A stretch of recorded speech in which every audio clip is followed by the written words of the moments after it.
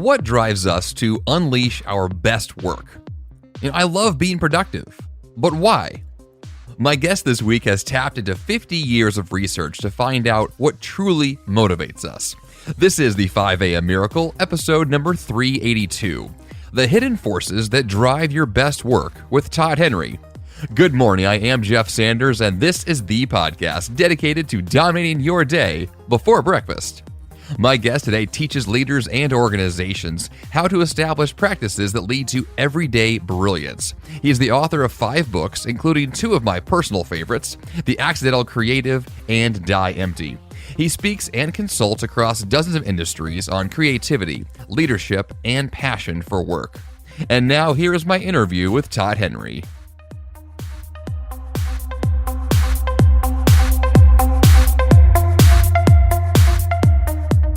Jeff, it is so good to be here. Thanks for having me. So let's just dig right into your new book, The Motivation Code, Discover the Hidden Forces That Drive Your Best Work. I think it's a great topic for this podcast and one that I'm excited to dig into. And let's just start with the most obvious question, which is, what was your motivation to do this book about motivation? Well, frankly, it was a completely accidental book for me, which is, my company is called Accidental Creative, which is hilarious, actually, because this was really sort of an accidental book. I didn't intend to write this book. In 2016, a friend of mine, Rod Penner, who had been a 20-year veteran of a management consulting firm, contacted me out of the blue one day, and he said, "Hey, I'd like for you to take this assessment I've been working on." And I don't know about you, Jeff, but when I hear assessment, typically the eyes roll to the back of my head and I start to get this glazed over look because, like you probably and like many listeners, I've taken so many assessments and typically, it's like another set of letters to attach to myself or like which Harry Potter house would I be in, like those kinds of things. I'm like, this is not going to be, very useful. But I took this assessment that was the Motivation Code assessment, and it completely blew me away. I discovered patterns in my life that I always suspected but didn't really understand. I understood why certain leadership roles had really meshed well with my skill set, why others had not, why I'd struggled in some roles and had thrived in others, why some kinds of work, is easy for me to tackle. Other kinds of work really causes me night sweats, when I think about it. And so I think what this did for me is it really illuminated a course of daily action for me that would help me be more engaged, more productive, and experience flow more consistently in my life and my work. Now, the problem was I had already at that point signed a book contract for what was my 4th book, Herding Tigers, that came out in 2018. So I was kind of writing this book in the background along with the team that Rod had been working with around Motivation Code, which, by the way, the book is based on over 50 years of research, began in the late 1960s with a guy named Arthur Miller Jr., who collected over 1 million achievement stories and had figured out some of the common ways that people talk about motivation, what it is that drives them, what it is that animates their best work, those moments of achievement when they'd accomplished something. What was it about those moments that made those moments especially meaningful to them? And so he had compiled all of this research, and then the team that Rob was working with was a team of several PhDs who had figured out how to take that research and turn it into an assessment that could actually help you plot yourself on this grid of motivational themes. And so that was essentially what I had then taken was the assessment. So I worked with Rod and an entire team of people at Pruvio to work on this book, to write this book, and to bring the assessment hopefully to a larger audience. So that's kind of the story of it, the story of the Motivation Code. And I didn't intend to write it, but I'm really, really grateful that I came across this work. Yeah, I think that motivation is one of those really interesting kind of aspects of our career choices, of our kind of hobby decisions, like these things we get ourselves into. I think that one thing I've seen, or a question that I get recurringly over the years, is people ask this question, like, what should I do with my life? How do I know what drives me? Like, what if I haven't figured it out yet? And I'm just curious, like from the research you've been looking into, like why do you think it's so difficult for us to assess ourselves, or why is it so hard for us to at least tap into our own strengths or weaknesses or areas where we can thrive? Like why can't we figure it out ourselves? Well, I think one reason is that humans are story making machines. We like to rationalize and explain away experiences that we have. We like to explain things in the context of what things should be rather than what they actually are. So I think sometimes we say that we're motivated by things that we think we should be motivated by rather than things that we actually are motivated by. We want to see ourselves as the kind of person we should aspire to be versus the kind of person we actually are. And so when that happens, we're living within these artificial constraints, these artificial narratives. I often call them ghost rules, these invisible narratives that shape and define our engagement and limit where we're willing to look for ideas or limit where we're willing to look for, potential contribution, for value. And when that happens, unfortunately, we start to live with these narratives about who we are in the world that simply aren't true. They're based upon what other people would want for us, not based upon how we're actually wired. And so I think to some degree, even searching to try to uncover what it is that really drives you, what it is that really animates your best work and provides engagement and satisfaction in your work is something of a brave trek to embark upon, because you might, and this often happens with people that we work with through Pruvio, you often discover things that you don't want to discover. You often learn things about yourself that aren't convenient. They don't fit into a nice, neat narrative. And we like to tell people, listen, there are no bad motivational themes. There are 27 themes that we've uncovered of motivation that live within 6 families. Sometimes people find out that they're driven by a theme that they don't like or they don't want to be a motivation. And we say, listen, there are no good and bad themes. It's all about how that theme interacts with and animates your work and animates your relationships and your experience of the world. And so once we begin to frame it up for people and help them understand, listen, there are no good and bad themes, I think that really changes people's perspective. But I think being dishonest with yourself, not really seeking to understand, is not going to get you anywhere except for helping you dig deeper into the rut you may already be experiencing. Yeah, very true. I think the whole idea that we play into what others want from us is just such a common thing. So let's break down some of these motivational themes that your book goes into. Kind of where did these themes kind of emerge from, and where do we find most people fall into? Yeah, so I mentioned earlier the research that has been going on for over 50 years now, that is comprised of over 1 million achievement stories from people of all walks of life, professionals, clergy, basically anybody that you can, any profession you can think of, any level of an organization you can think of. There's a story in there from someone who fits that description. And as we analyzed these achievement stories, or these moments when people had accomplished something great in their life, and they describe what it is that really animated their best work, what the team discovered is that there really are 27 unique ways that people talk about what motivates them. And so those 27 themes over the course of time, as they were sort of discovered, and by the way, they were discovered because the language was parsed, and the language, as we paid attention to the language, the way that people described it, what we noticed is that these 27 categories kind of emerged. And we didn't throw darts at a dartboard and say, well, that sounds like an interesting theme. I mean, this is really how people talk about. So that's why when people take the motivation code assessment, often on the other side of it, they'll say, it's like, me. It's like you're using my own language. Well, it's because this is how people talk about these motivational themes when they describe what motivates them. So, it's funny how people often think that we're inside their head. The reality is, there are generally about 27 ways people talk about what motivates them, and generally they talk about them in the same ways. So those 27 themes live within 6 families. So there's the visionary family. The visionary family is a family of themes that's typically about thinking about the future, about moving forward, about building things, about making progress. So they tend to be living, at least mentally, often in the future. And that's kind of what animates them and excites them and brings engagement to them. So these are themes that we call like achieve potential, make an impact, experience the ideal. Those are visionary themes. Then there's the achiever family. The achiever family, as you can imagine, are themes where people are really animated, driven, motivated by getting things done, by accomplishing things. And these are themes like meet the challenge, overcome, bring to completion, or advance. These are people who tend to only really be deeply satisfied when they are moving the ball down the field, when they're checking things off lists, when they're getting things done, right? And then there's a family that we call the team player family. And again, as you can imagine, the team player family thrives on being around other people. They thrive on being in a team context. And so they tend to be driven by great moments of team accomplishment or team camaraderie. So these are themes like collaborate, make the grade, serve, or influence behavior.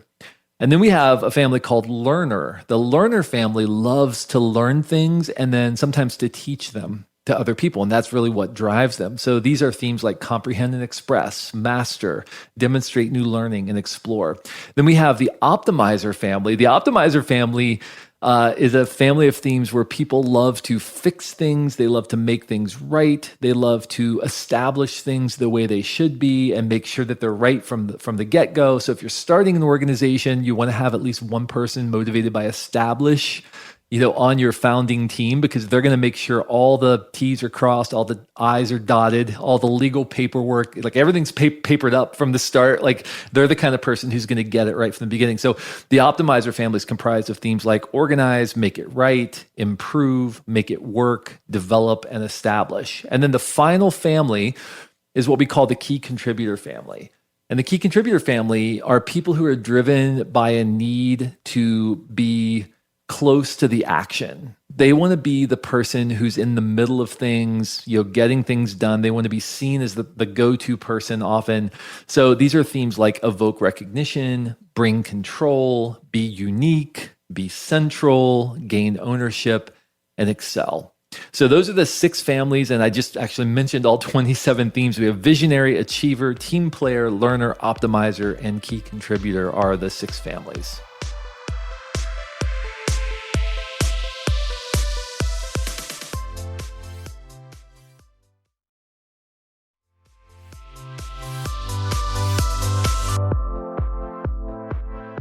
So at least 2 of those, really speak to me. The first 2, visionary and achiever. I feel like that's most of what this podcast tends to focus on is, looking forward to big goals you want to achieve and checking boxes and all of that kind of, that aspect of the world. I guess I'm curious, once you go through these families and these specific themes and you identify with one of them, what's kind of the next step once okay, I fit into this family of motivational themes, now what?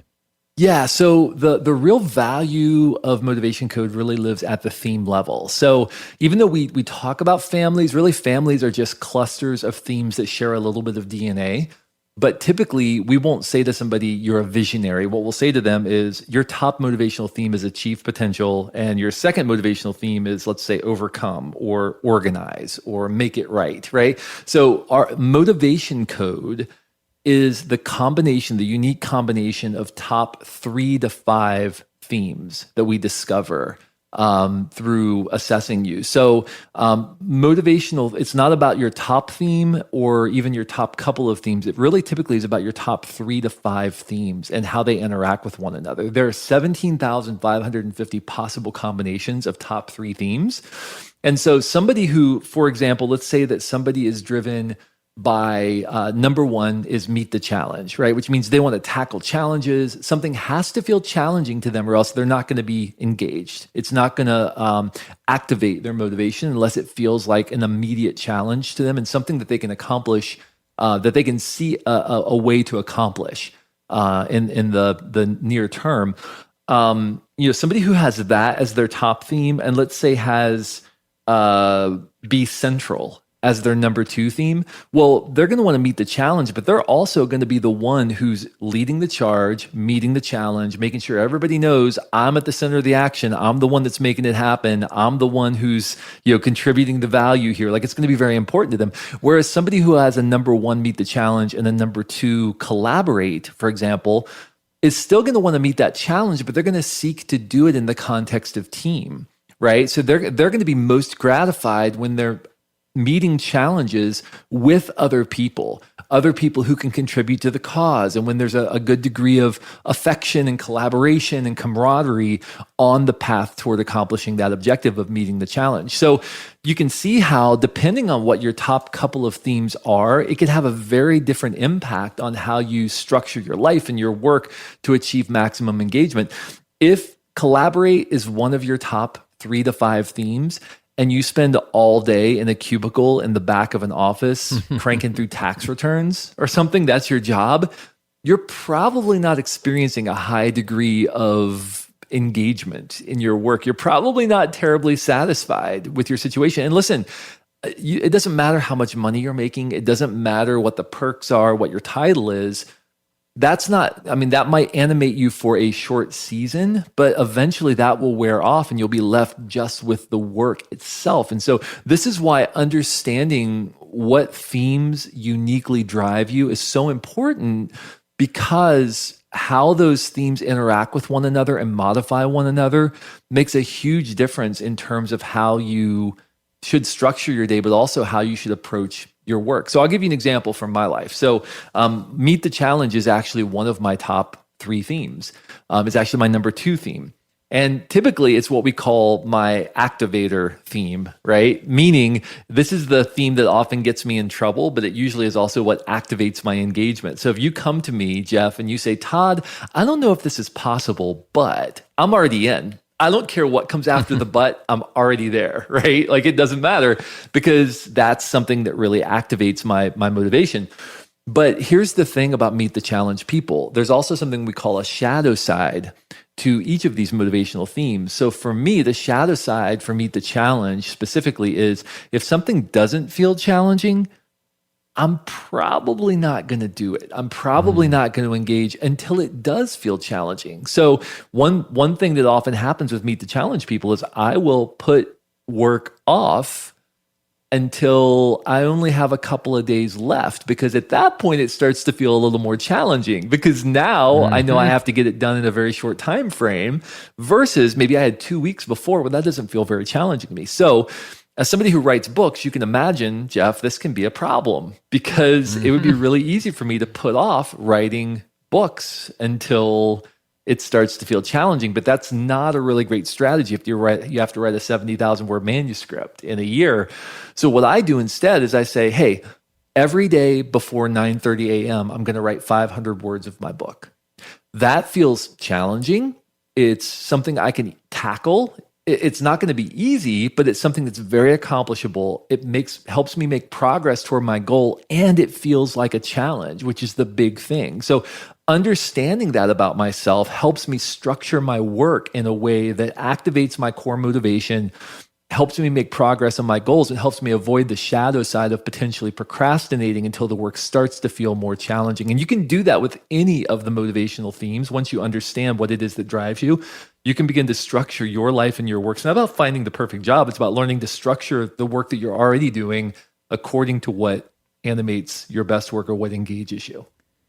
Yeah, I was just going to ask, it sounds as though this framework for viewing how you work, it could lead to a career change if your current job is not working. But it sounds like what you're really talking about is that you just approach the work you're already doing differently, so your day is structured in a way that suits you better. Do you find that most people, when they approach their work with this, that they end up changing jobs, or they just actually change the way they do their job? Well, it certainly is a combination of both, but I would say what we always encourage people to do, anybody that I'm talking through this with, I will say, listen, you might very well go jump into another job and find you're right back where you are right now. You know, we all suffer from the grass is greener syndrome, where we think, oh, out there is the perfect combination of tasks that will keep me motivated all day. No, absolutely not. Every one of us who's done anything meaningful in any capacity or had any kind of a job where we have a lot of responsibility knows you have to do things you don't want to do in order to do those jobs, right? It's more about learning how to animate yourself to activate that motivation so that you bring more of your best work to what you do every day. But that said, now there are people who discover, you know what, I am driven to collaborate. And you know what, I do spend 99% of my time in a cubicle, in a back room, cranking through paperwork. Well, if that's the case, yeah, it might be either you need to have, and we in the book, I actually write about how to talk to your manager about restructuring your work so that you're activating those core motivations more consistently. But if that's not a possibility for you, it very well could be, you know what, you just need to find a new line of work or find a new job that will give you more opportunity to collaborate with a team, to be a part of conversation, that kind of thing. That's just one example. But I think more often than not, we can learn to bring our motivation to our work rather than waiting for our work to motivate us, which is what so many people do. And that's why people end up in trouble, because they hop from job to job, but they never really learn how to do hard things because they're always waiting for their job to naturally motivate them, which typically isn't going to happen. Yeah, actually, one of the questions I was just thinking of was that this idea of, we find times in our lives where we're not motivated. We might feel stuck, or our jobs are not inspiring, or we have this, those lulls we get into. Like, is there a way to take this to actually tap into what motivates you, and then you can, cultivate your own motivation internally? Or how do you find that, we can kind of get through those difficult periods? Yeah, absolutely. Well, and that really is the core of what excites me about this work is you are experiencing patterns of engagement and disengagement right now that you probably don't have words for. You don't understand how your environment is affecting your natural motivation. But once you begin to see those patterns, it's like you're going to see them everywhere. And so what excites me about understanding motivation, specifically as it relates to motivation code, is that it's almost like you're living in a foreign land where everybody's speaking a different language and you're just kind of reacting. And then suddenly, once you understand the language, you can kind of understand what's going on around you and you kind of have context. And that's what happens when you begin to understand motivation code. You begin to see oh, this is why I always have conflict with that person. It's because I'm driven to explore and that person is driven to advance or to bring to completion. And so I'm always saying, well, what if we try this and that? And have we looked at this? Have we asked that question? And have we explored this area over here? Maybe we should go back and rethink this entire project. And that person saying, are you nuts? Are you crazy? We just need to get this done so we can move on to the next thing, because that's what drives them, right? And we're talking past each other because we don't understand that we're fundamentally driven by different things. Once we understand that, we can have a meaningful conversation and say, hey, listen, I feel like we need to take a week to explore a bit. I'm going to activate my core motivation for a while so that we can make sure that we're doing the right things. And then I promise you, I'm going to turn it all over to you. And we're just going to crank it out, get it done, check it off and move on. But we need to leverage both of our gifts, both of our motivations in the course of doing this work. So, what I find is that it sort of understanding this unlocks so many of the hidden dynamics. That's why the subtitle is Discover the Hidden Forces That Drive Your Best Work, because these forces are right there underneath the surface. Once we begin to unlock them and decode them, it's like learning a language that everybody's been speaking, and suddenly now we can speak it as well. We understand the patterns that are playing out around us. Yeah, it sounds like this kind of assessment would be really beneficial for teams. And know if everyone on the team was, in touch with themselves and knew their own motivations, that those examples you just listed where that conflict would take place, that those things could be mitigated, to a large degree because everyone's on board with this. Have you found that has this been applied to teams like that and tested, or do you know if that would play out like that? Yeah, that's actually fundamentally what we're doing now at Pruvio, because historically, the work has been applied in the context of coaching and counseling and with individuals for a number of years. And we have 300 certified motivation code practitioners. Tens of thousands, or more than 100,000 assessments have been done at this point. So it's traditionally been with coaching communities, coaches who are working with individuals, executive coaches and whatnot. And we're now in the process of rolling this out to teams and helping teams understand how these dynamics affect our collaboration, our productivity, our engagement from a personal and an organizational standpoint.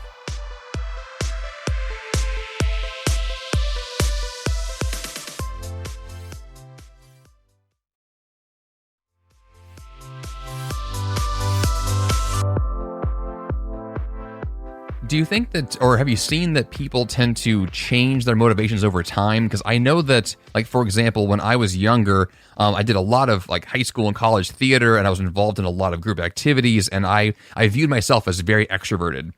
And then as I've gotten older, I tend to find a lot more joy from being alone. And I'm wondering, like, do you see changes over time with someone's life depending on their environment or depending upon, the kind of work they're doing? Because I feel as though in my own life, I know that what drives me today is very different than what used to drive me.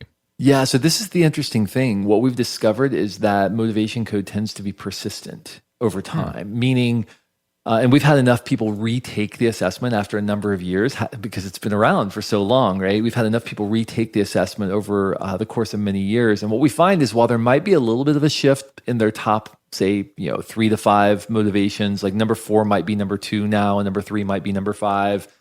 Generally speaking, it's very, very rare for a motivation that is low on your ranking of 1 to 27 that suddenly becomes prominent, in your ranking of 1 to 27. We've discovered that what drives you now is very likely to have been what drove you 10 years ago or 15 years ago.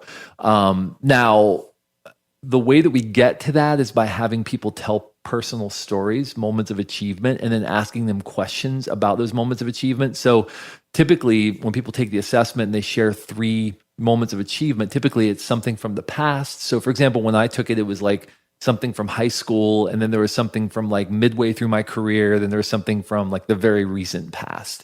So as I'm thinking about all 3 of those things, I'm thinking across a very broad spectrum of my life.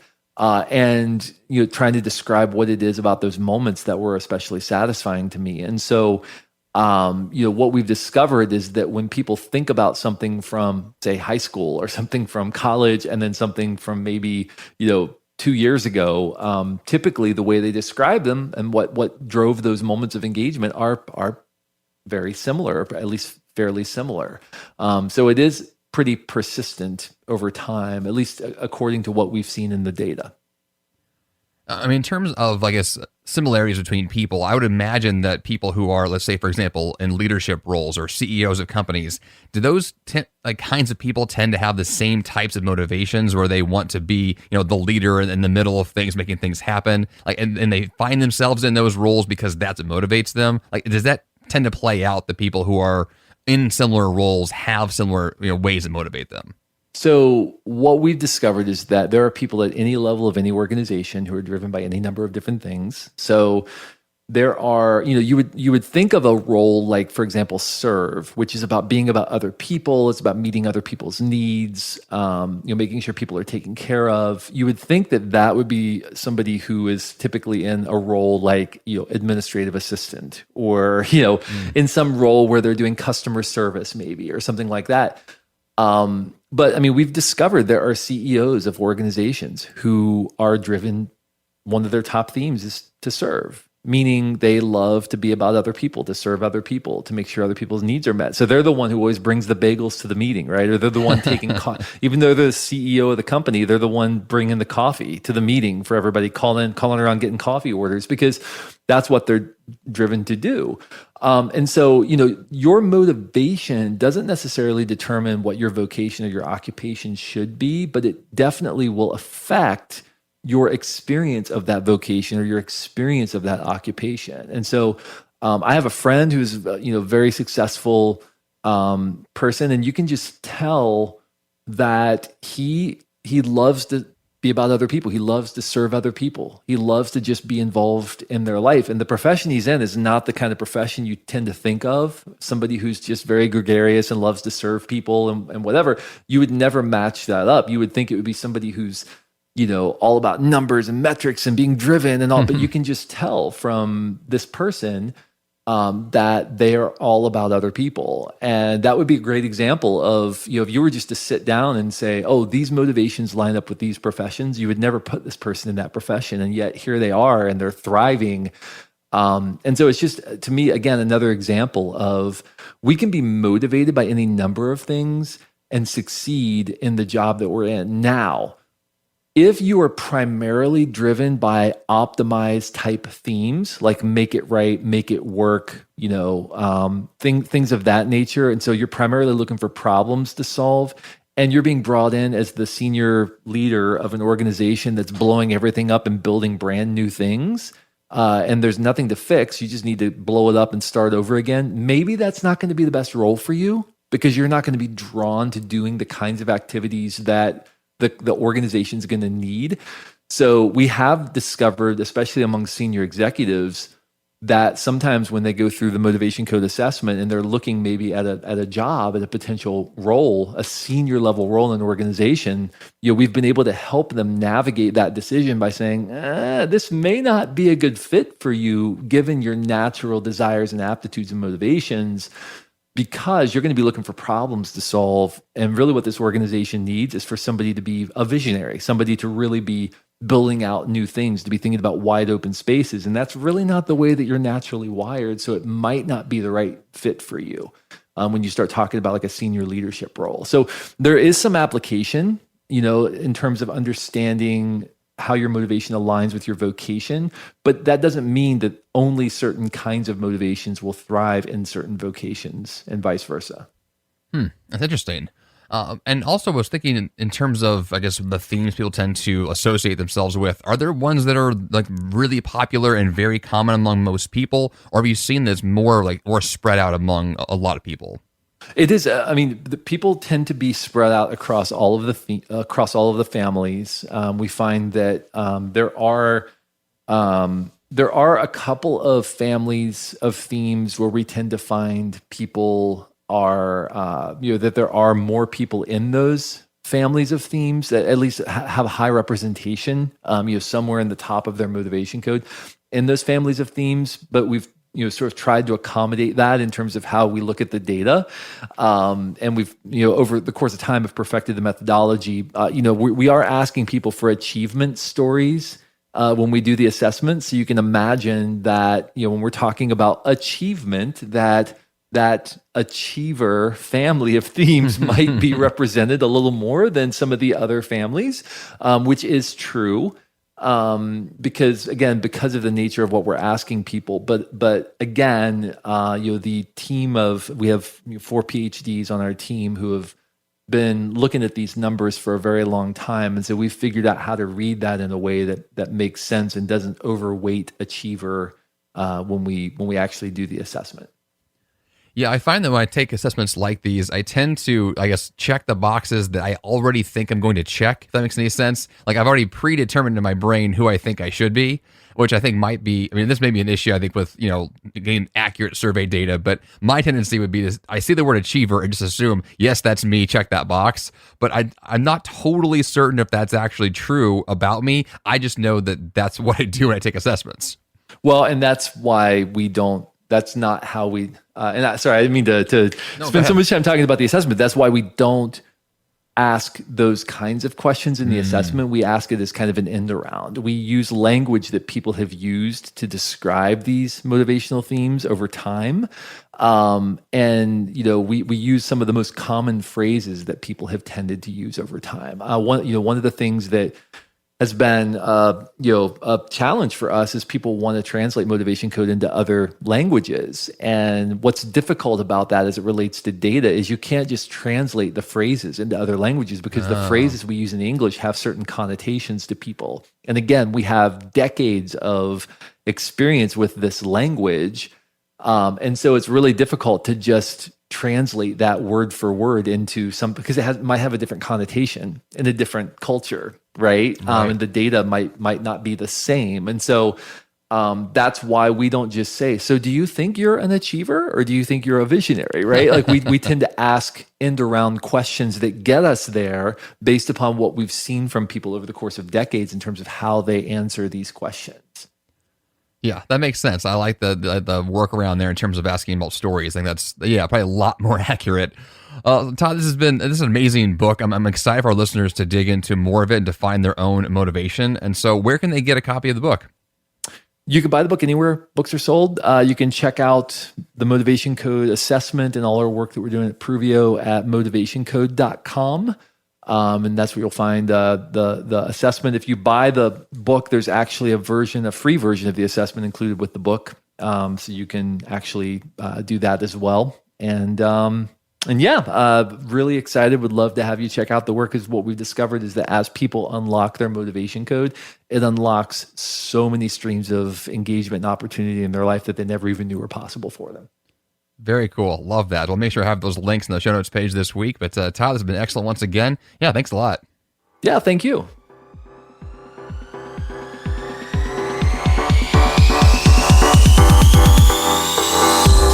And for that great action step this week, find out what motivates you by picking up your copy of the Motivation Code.